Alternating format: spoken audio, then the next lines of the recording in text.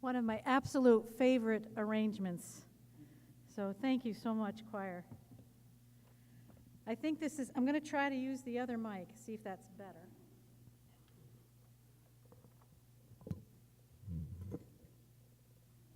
This one's going to roll on the floor for me.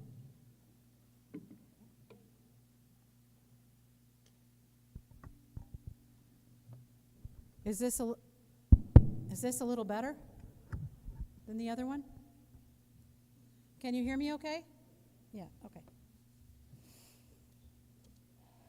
Val, can you turn the sliders up just a hair? And then when I get finished, we have to put them back. I don't want to mess up your sound. Keep track of where it is. Thank you. Just the master slid up just a little bit. I think it'll be just a little bit better. And I won't have to. Is that better? Okay? All right. Yeah, I think that's better. Thanks, Val. That way I don't have to speak as loud, but you can still hear me quite well. Am I right? Yeah, there goes your nap.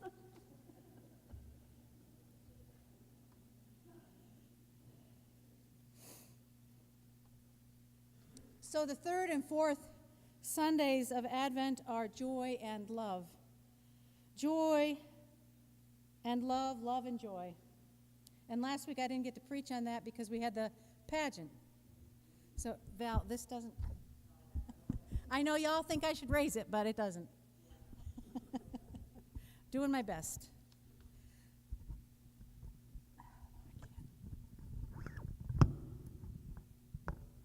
How about that? Okay. All right.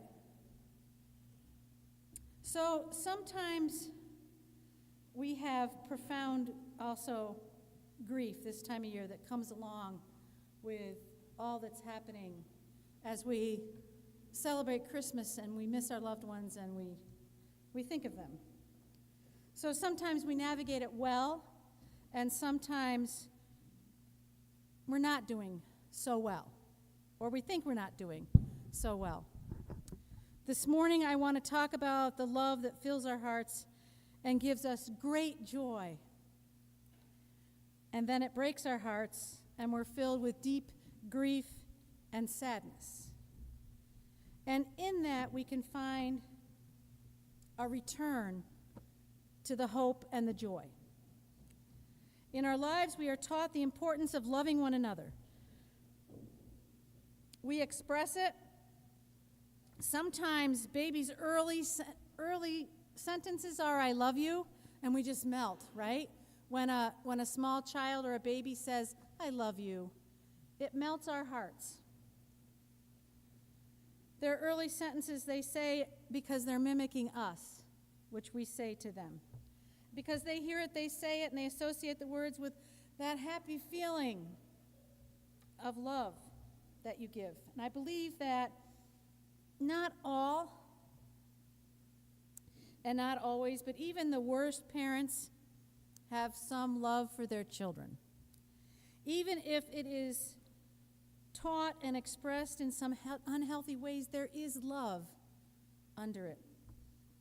Love is necessary for life, and many studies done have shown that children who do not experience healthy love in early moments of their lives struggle throughout life, often not ever trusting the love that others give, even when they find themselves in nurturing homes as young children. Without love from birth, there seems to be an always striving to silence the anger that is just beneath the surface and longing for something missed. When we live in the light of unconditional love, there is self-confidence, there is trust, and many times great joy. When we live in love, we find hope and we find contentment. Our hearts are filled. We walk together celebrating the journey, but built into love. And because we love, built into love, is loss. Life on this earth is finite. We do not live forever. Even our blessed pets, whom we adore, do not live forever. Sometimes we have long lives on this earth, and sometimes lives are shorter. Death is not an act of God that tests us to see how much we can handle. Hear that clearly. Death is not a test from God to see what you can handle. It isn't that God suddenly decides that one needs to die young. It's not even God's will that our loved ones die and we are left to grieve and suffer. It is part of the cycle. All things living die. And it's actually dying that is a part of living. Somewhere along the way, and even more so in recent history, humans have decided that we must stay young. Color your hair. Get those wrinkles removed. I want to pull my neck back, right? We must live longer at all costs. Go to the gym, work out, eat healthy, live longer. Death is to be feared. But to die is also to live. If a loved one dies, we grieve. It is a part of loving. Our society has incorrectly come to determine that crying, sobbing, and expressing how much we miss our loved ones, even being angry that they left us, is weak and unacceptable behavior. Move on. But I tell you, this grieving, this crying or sobbing, expressing how much we missed our loved ones, even being angry, is what loving and living is. It is remembering the ways our loved ones made our lives better and more full. To live is also to express our grief. We don't have to live in it every day and every moment. This is something children teach us. Pay attention to the children. They cry, they are sad, and they go play, and they laugh, and they celebrate life. Listen to the children. Sometimes we can get stuck in grief, and by stuck I mean we're afraid to let go of that deep sadness, that sadness of missing them. We're afraid to let that go. It's as though we're afraid that if we don't remember them in every second or honor them enough or stop being sad and lonely, we will lose them again. Know that it is important and amazing to remember our loved ones with love and joy. And sometimes joy has tears, but there is joy and hope in the tears. When our loved ones leave this earth and go on to whatever it is that we don't fully understand in life beyond this earth, we still keep the gift of them. And that gift is the joy and love that absolutely never ends. There is the sadness of missing someone, and there is great relief in the pure joy that they lived. And for however long that soul danced on this earth, we got to dance with them.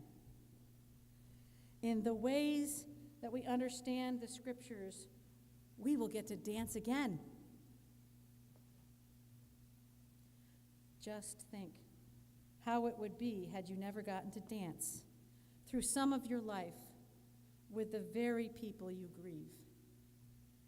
Then move from that dark sadness of missing them to the gratitude and joy of having traveled with them together for a bit, no matter how long or how short. There is the really amazing thing also that happens in life. We're not left alone when our loved ones die. We have one another. We're not left alone. Grief is something we all experience, or will at some point. We sometimes think, no one can possibly understand what I'm going through. My torture is the worst. My grief is the worst.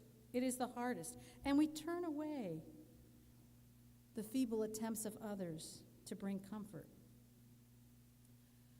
But in reality, we all, every one of us, likely completely understands and has experienced such grief.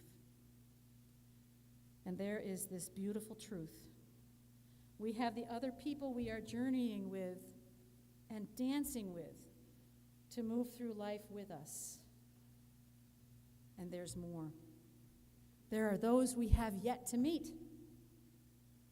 There are more people that we can and hopefully will embrace for a bit and travel with for a time.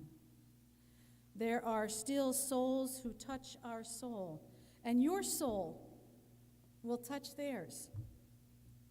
Such hope as we dance together, such hope as we see what comes next. You are not alone. It is human to experience grief, loss, and love. You are not alone in that experience. We walk together. Today we celebrate the Advent Sundays, 2 Sundays really, of love and joy and love. In celebrating, we grieve. So we're celebrating, grieving, and then we celebrate again. And I invite you all to light a candle or two. For those of you whom you are missing, for those, maybe more than one whom you are missing, we have 48 candles. We can light them all. We invite our loved ones into this space as we've not forgotten them. Our lives have been enriched and changed by our knowing them. Our loved ones have helped make us who we are. We honor them and we give thanks. And as we light a candle,